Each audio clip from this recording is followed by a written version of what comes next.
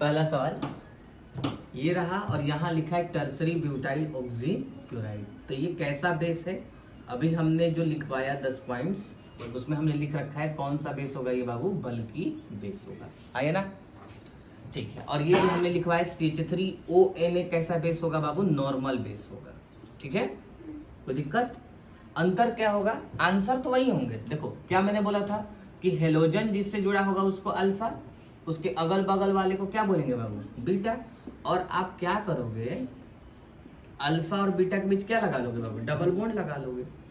लेकिन major minor select करने से पहले एक बार ये देखना पड़ेगा आपको कि बेस कैसा है। तो बल्कि बेस है, बल्कि बेस है तो मुझे बताना।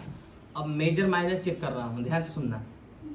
तो डबल बॉन्ड को पकड़ लिया, यहाँ कितने अल्फा हाइड्रोजन, 2, यहाँ कितने 2, यहाँ कितने 3, यानी कि 7 अल्फा हाइड्रोजन।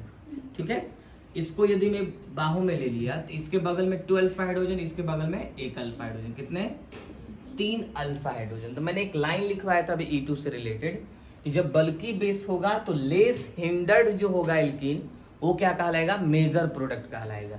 ऐसा कब करेंगे आप बाबू, जब बल्कि बेस होगा तब। यानी कि ये इस बार क्या होगा बाबू, मेजर होगा, और ये क्या होगा बाबू, माइनर होगा। रीजन समझ गए किसकी वजह से बाबू, इस बल्कि बेस की वजह से।